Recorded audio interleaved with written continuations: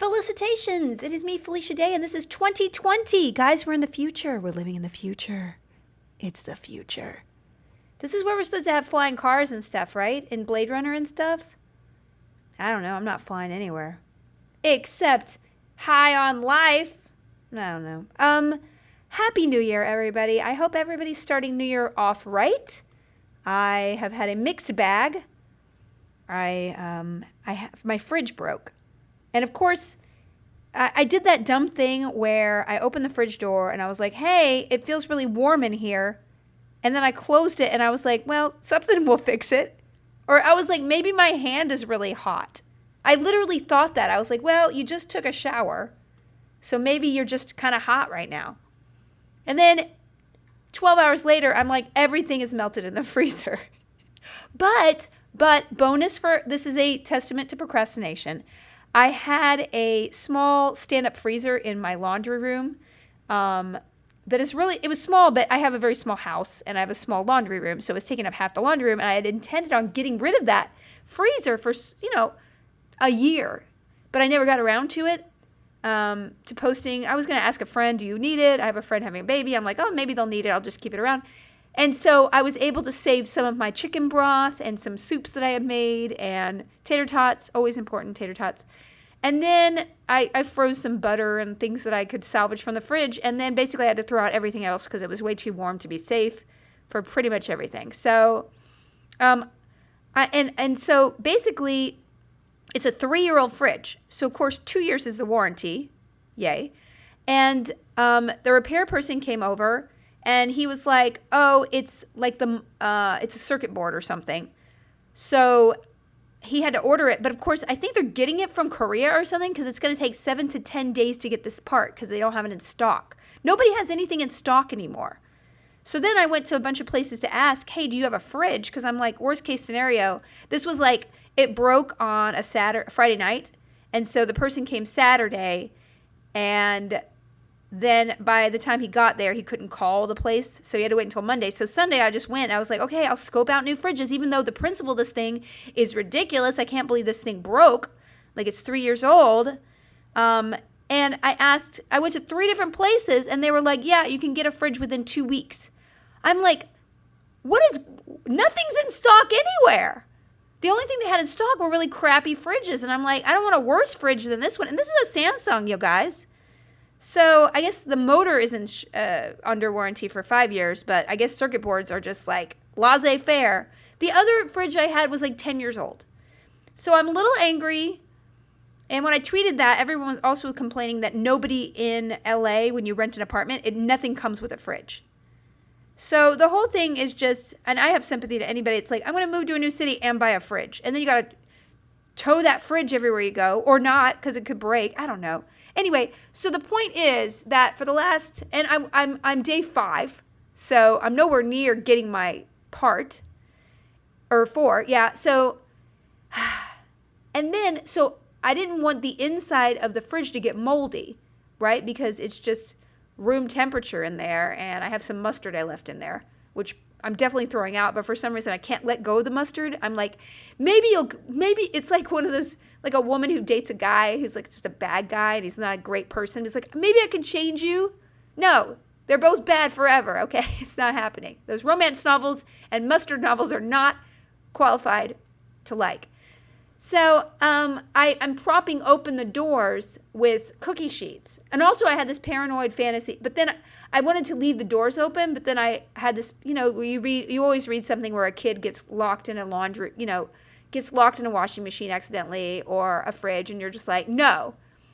Also, that terrible scene from Indiana Jones, Quest for the Holy Grail, where somehow, I remember this vividly, watching it in the theater, wanting to just walk out. I'm like, he's in a fridge. There was like a nuclear explode. Like, there's no way that he would have survived and just like walked out of a fridge like that. God, what a bad movie that was. And that I remember just a couple times in my whole life where I went to a movie wanting it to be so good because I don't know if it was nostalgia or just like I love Indiana Jones. I think I love Indiana Jones more than anything. I love Harrison Ford. I truly believe that my into nerd culture, other than my parents being big sci-fi book nerds, was Harrison Ford, because I loved Star Wars because of him, and I love Indiana Jones because, I mean, he's my infection vector into nerddom, except it's probably genetic too. But anyway, but that scene disappointed me so much. Like, somebody didn't go like, hey, how is he surviving that? Nobody said that? Ugh, patooey. Anyway, so I have cookie sheets propping open the doors like, 6 inches, which is giving me this crazy Pavlovian response whenever I walk into the kitchen. Hey, close the fridge door. I think that's one of the fundamentals of life. We don't leave fridge doors open, right? I mean, I kind of have that about turning lights off when I leave a room, but like 50% of the impulse of a close the fridge door. It's just really hammered in. So I'm having some issues. And the same day that the fridge broke, Calliope, I was throwing out stuff, and then she started jumping on the open dishwasher door, and now it thunks when I close it. And then she wanted to make cookies, and I was like, well, I might as well use this butter. So I made cookies, and my food processor broke, the top to it. And it's like a 2014 food processor, and yet no one makes replacement things. So I'm going to have to buy a new food processor. So I don't know. It was this, and this was January 2nd, y'all, or 3rd. So everything just started collapsing with the new year. I'm not certain if I should I should go out of the house at this point. By the way, my book is still on sale, FeliciaDayBook.com. If you haven't gotten it, a lot of people are tweeting me about how it's starting their new year off right. It's a lot about, by the end of the book, you have set a goal, a creative goal that you want to tackle, and then you get into. It's really fun and funny. My favorite comment that I've read is that a woman was doing the exercises with her 9 and 12-year-old. And I was like so excited about that, because it never occurred to me that, the book could be something that you share with other people. So I'm like, hey, get at it. FeliciaDayBook.com. Voyage to the Stars is released. We got a new episode this week with Angela Kinsey, and I play a maniac, so you might want to tune into that. apple.co/voyage. I'm also going to be appearing at Sketchfest in San Francisco, January 26th at 7:30 p.m. Go to sksketchfest.com or check Voyage to the Stars on Twitter or Instagram for more information. We're actually one of the last shows rounding out Sketchfest, so it's actually a very prominent position, and it's going to be super fun. So that is a thrill, and that's what's going on in promo land. So last time, I think it was December 20th, the last time, it was 3 weeks ago, and I had a really low-key holiday. I didn't do much because I had this crazy writing deadline I'm on. I actually finished Monday. I didn't finish y'all, but I did finish my second draft on all the scripts. There are, there's 420 pages worth of material there, and I have 2 other friends who are coming in, writers, who are going to come in and help me just give notes, polish things, pump up the jokes. But I did all the hard part myself, and I'm really excited about it. It really got me into the groove of writing every day, and strangely, after I finished that project, my acid reflux at night went away. So I don't know, maybe it's stress. Hey, do you think?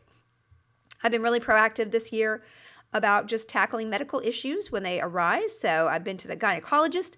I have a physical next week. I went to the dentist today. I hate it so much. I got my eye exam going on. So I'm starting 2020 off in a really, really good way, I feel like. And my New Year's resolution was nothing. My New Year's resolution was to not resolve anything, and I feel so good for it. I didn't do any.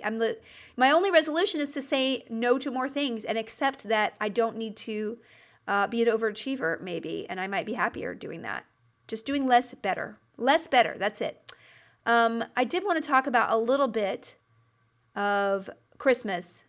So Calliope got a lot of presents. I mean, come on, guys. She's adorable. She's obsessed with the Nutcracker. So every night, and I'm not kidding, including tonight, I have to open a pop-up Nutcracker book that she has, and I get my phone out and go to Spotify to the Nutcracker playlist, and we go through every page and play the music that accompanies that page so she can dance to it. And I am not a stage mom. I actually don't want her to be a performer. I'm not like, get up there and show, Aunt Lucy your steps. Like, I will never do that to her because my mom did it to me and I hated it so much. It's like, hey, the Clinique counter lady needs to see you play the violin, like right now. And I'm like, no, nobody needs to see me do anything. So I will not do that to her. And I don't think she's naturally like a performer. She's not like that look at me kind of person. She's very introverted. And, when you put the phone on her, she's like, get it out. But she loves the Nutcracker so much, I guess it overcomes it. So, I have videos of her that I don't, I post a picture occasionally on social media to share because I'm like, if I don't, my whole life is just hidden. But it is so cute because she will dance a different dance to every single one. And the other day she was like, I have to use my imagination because I do not know how to dance like a Russian during the Russian dance. I mean, she's pretty cute, guys. But the sad part of Christmas for her was that Santa Claus, so she asked Santa for a pink car. And, I wanted to make sure that Santa got the right car, So I said, well, what size car do you want? Do you want a little car that you can drive with your hand, or you want to get your whole body into it? And every single time she would say, no, a small car. And I'm like, you don't want to drive in it. And so I relayed that information to Santa.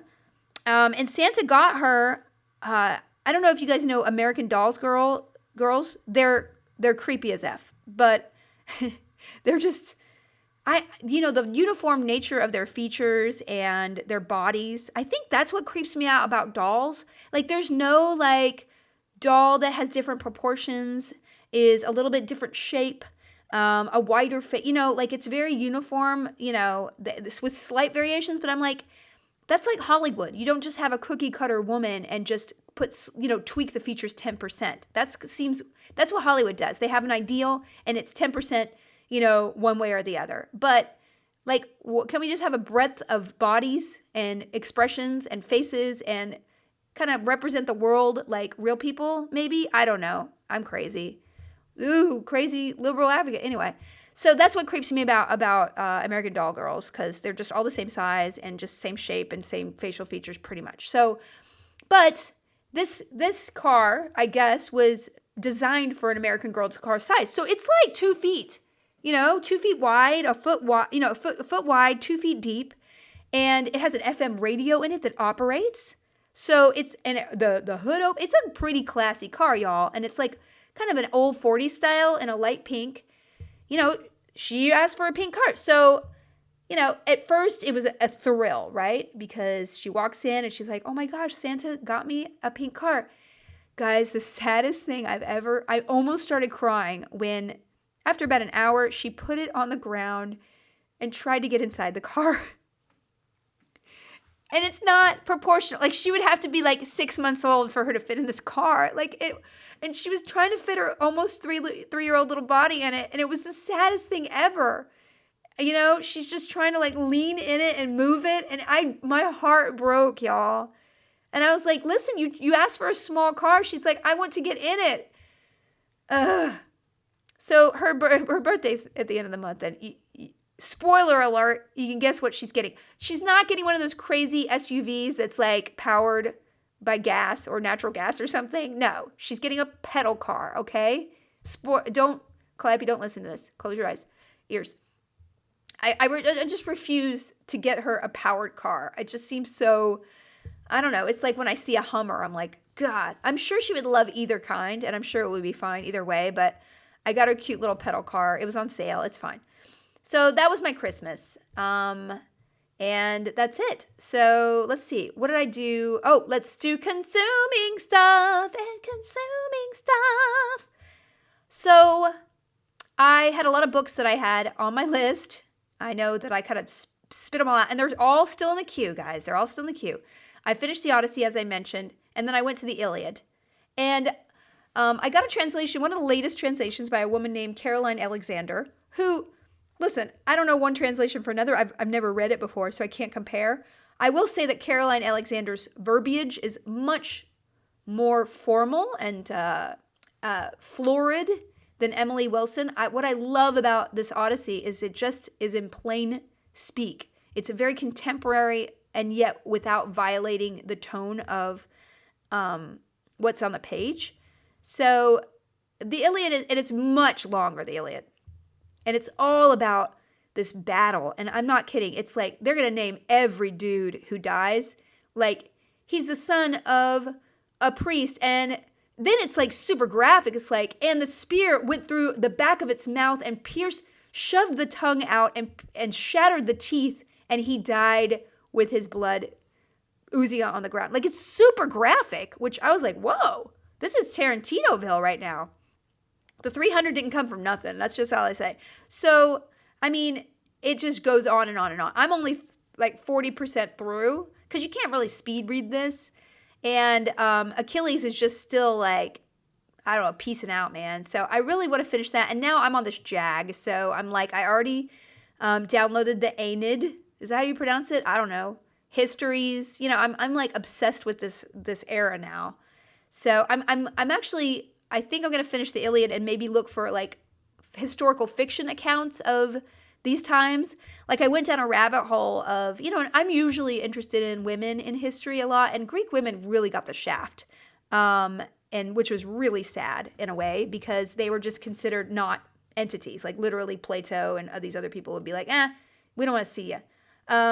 So it is a little bit depressing. But there were some really interesting women, you know, it's just weird too because some of their deities are all women and they're badass. You know, Hera is like, man, that's Charlize Theron all over again. She's not going to take your crap, right?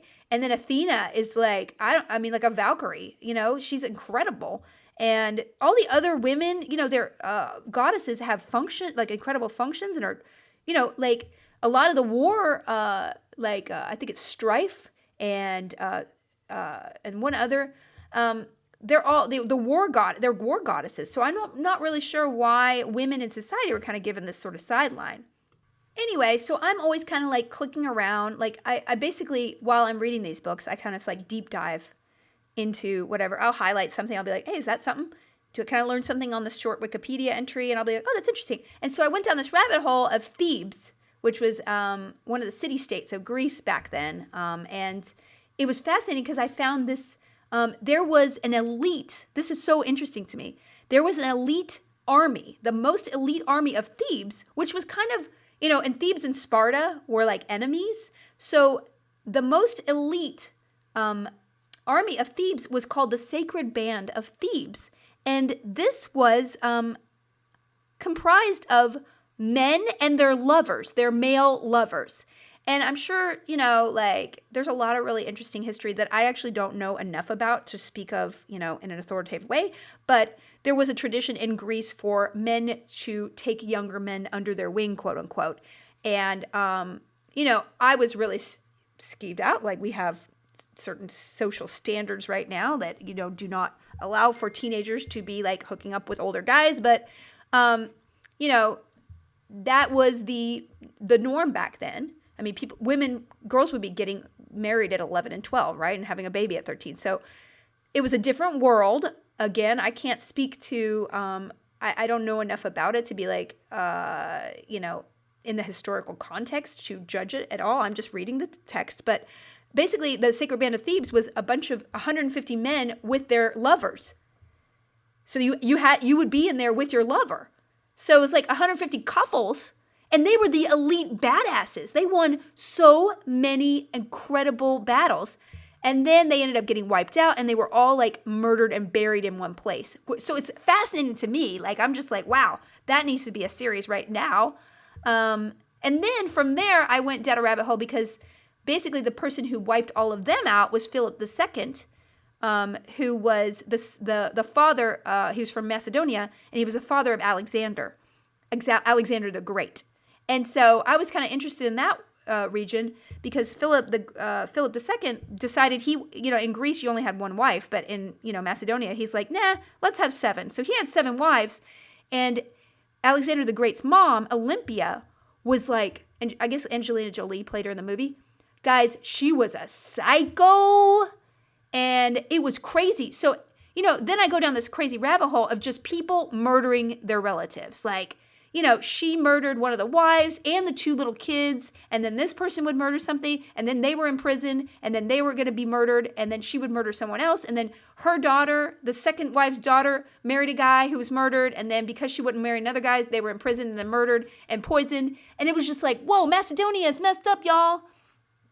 So anyway, long story short, I love a Wikipedia rabbit hole, and I went down one. I think one of my exercises in my book is like, go down a rabbit hole that you wouldn't expect, and I'm like, whoa, I did not expect to end up here. So, there's a lot of interesting, so I'm actually really interested in the history aspect of it, so I'm going to look for some historical fiction in that world. Send me a suggestion if you know about it, and I also want to read just more of the actual texts that we know. The sad thing is you read over and over again about, hey, we knew that this play or this history existed and it's lost. I'm like, oh God, how sad. Every single thing that we have from the past is like, it's based on one copy that somebody found somewhere. And it's just kind of astonishing that anything survives thousands of years, and yet so incredibly heartbreaking that all of it doesn't survive because we lost so much, right?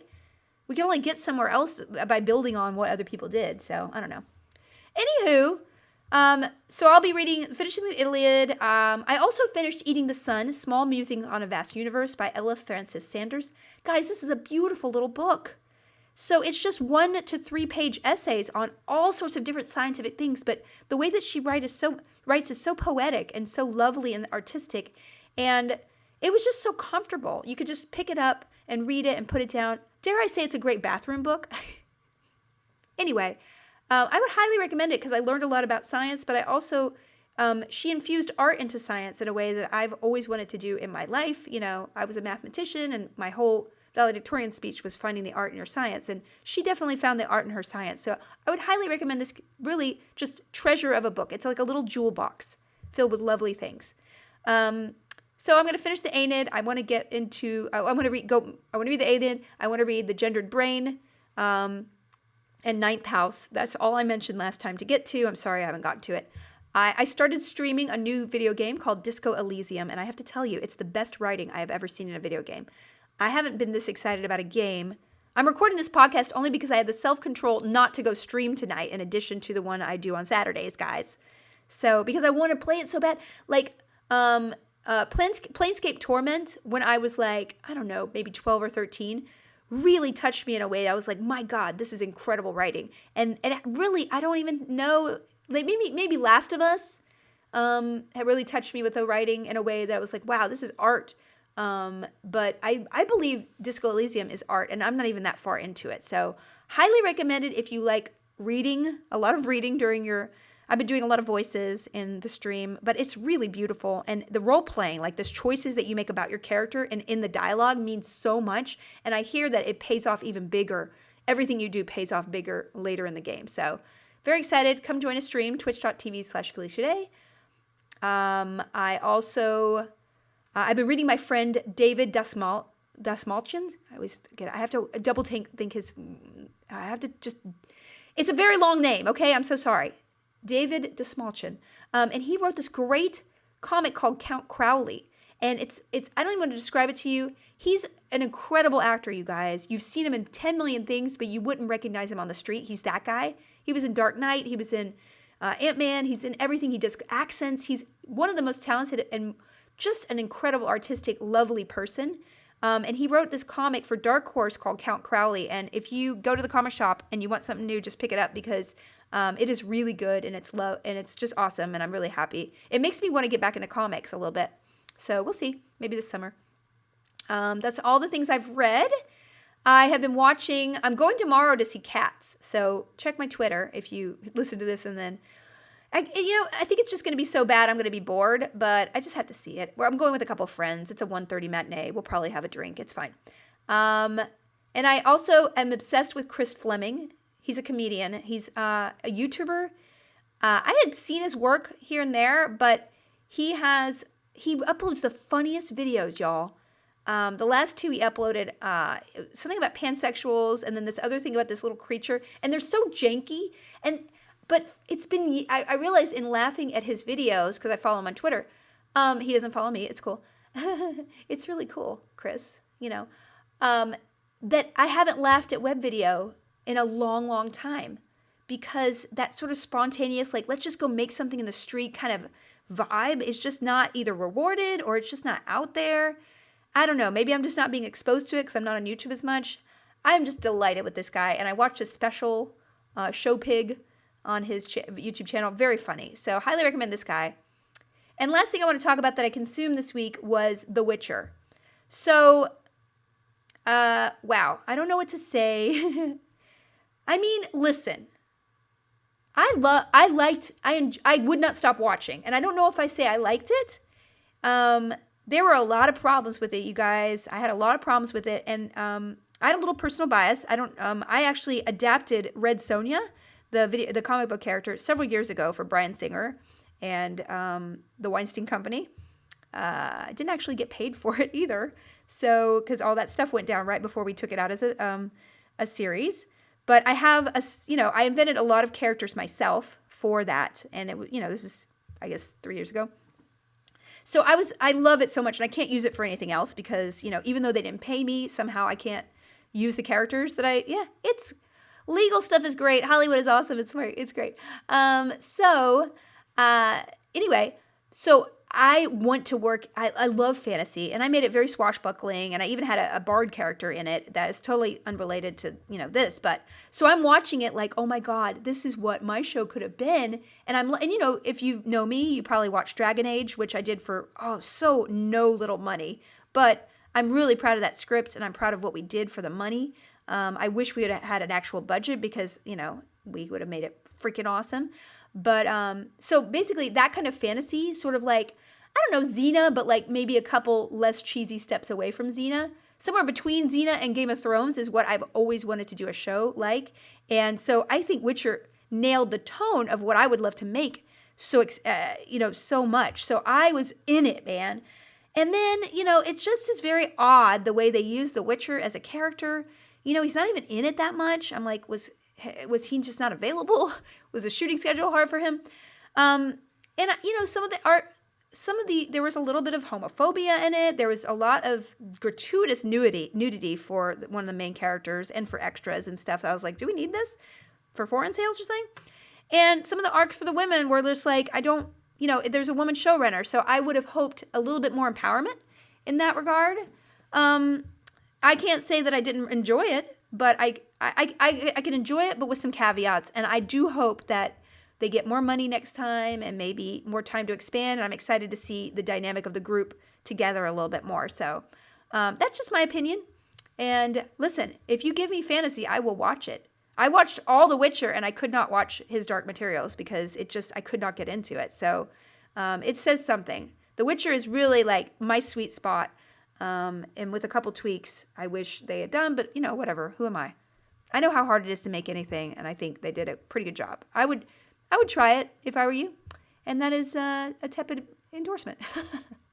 But no, it was good. I can't wait. They have so many different series coming out, like The Wheel of Time and the Le Bardugo, other Grishaverse.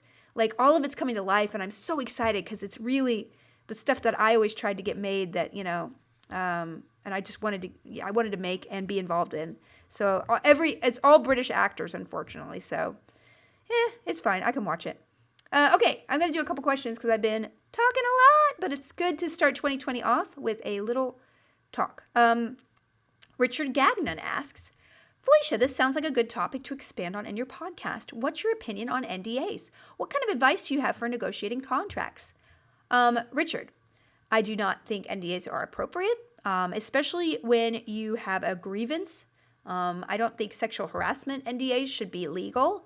I have signed many, many NDAs in my life, some for small things, some for very large ones. And especially if you are covering up a crime, whether it's I feel like in my experience, in a broad way, I have intuited that HR is mostly just to cover the company's butt. From not my personal experiences, but from people I know, especially in any industry.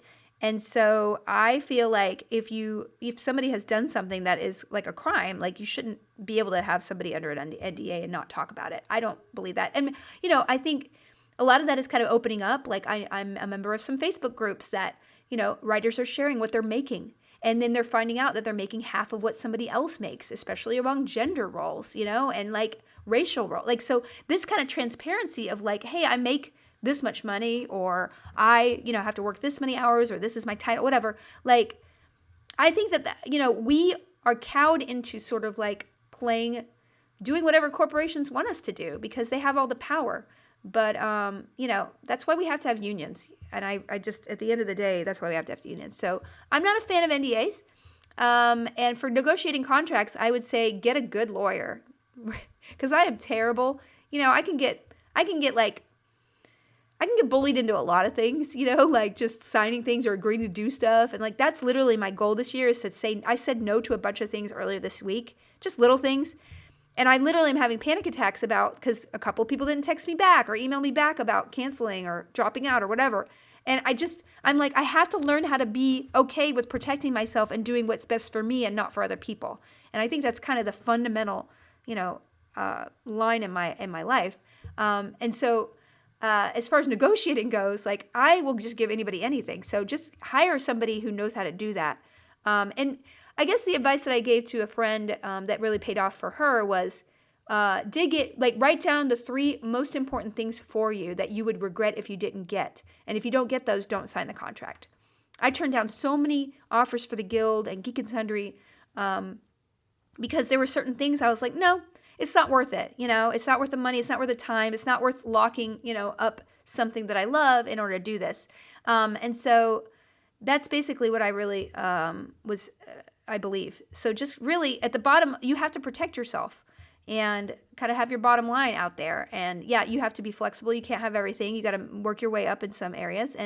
But other than that, like you don't want to get into a contract or agree to do something that you regret later because you didn't, kind of figure out what you want out of the deal versus like what they want from you.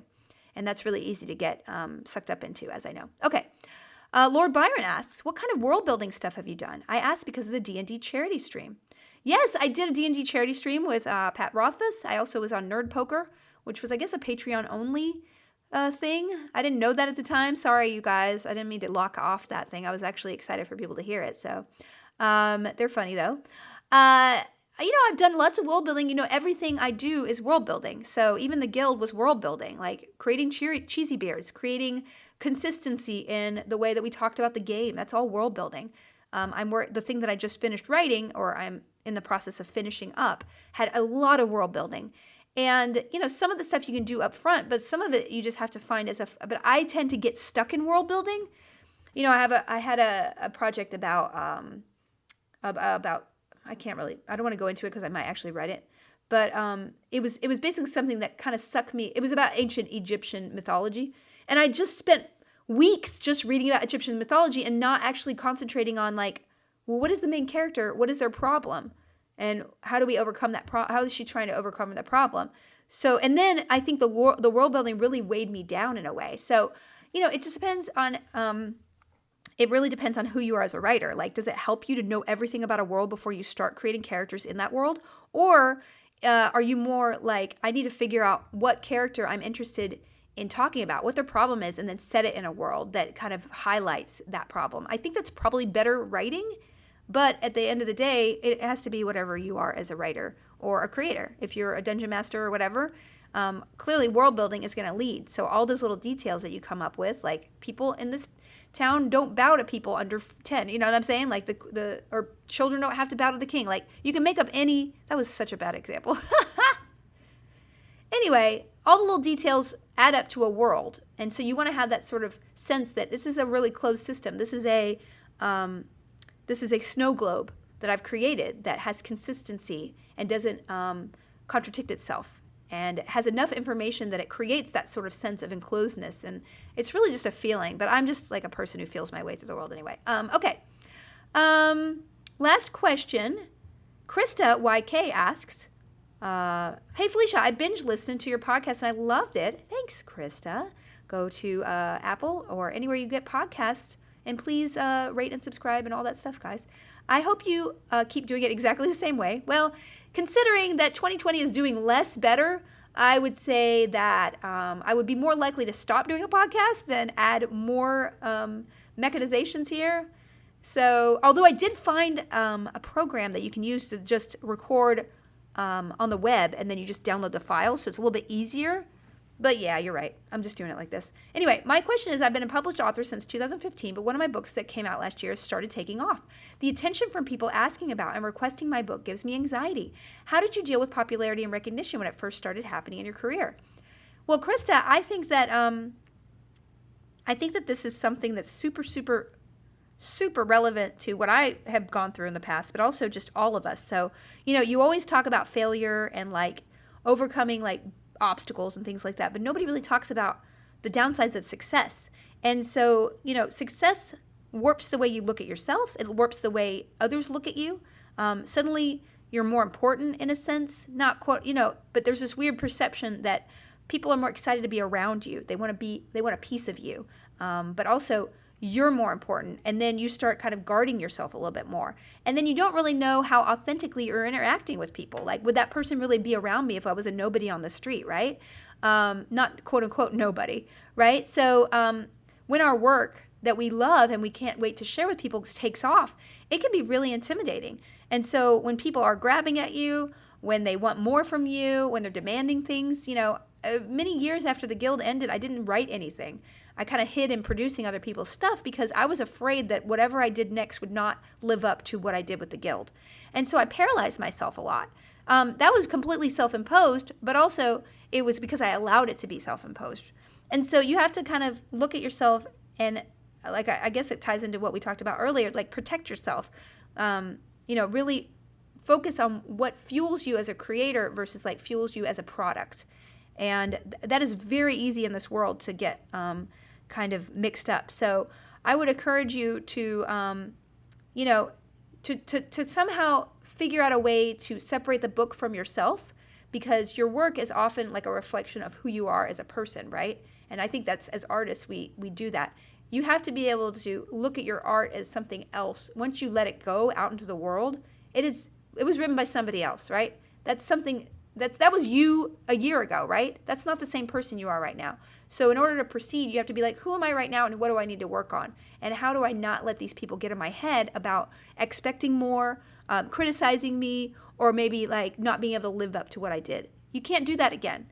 You can't, like I say in my book, you can't guarantee success in other people's minds. You can only guarantee success in your own. So good luck. I hope that you find joy in writing your next book, and don't worry about what happened in the past. It's only a stepping stone to the next project. That's everything, success or failure. Okay, so I think we're done, guys. This is I want to end on a positive note. I have some really good questions. Please, please, please send me #felicitations. I want to give a shout out to Sean Sandalookylook, who is the mod for this podcast. He has a wonderful wikia at felicitations.fandom.com where he lists all the things that I talk about in the show notes, all the books. He groups them so beautifully, you guys. I go to it every time I record just to make sure I haven't talked about something I already talked about and all that stuff. He is just a wonderful person. He keeps Vaginal Fantasy, the old book club I had going, and a wonderful member of the Discord, discord.gg/Felicia Day. I hope to see a lot of you on there between podcasts, and I will see you guys again in 2 weeks. Send me questions with #felicitations on Twitter. All right, I'll see you guys later. I just am signing on to some conventions for the rest of the year, a handful. I'm not going to do as many as last year, but I will be around the country, mostly the United States. So far, all United States. So I will let you guys know where I'm going next podcast. All right, see you guys later. Thank you. Bye.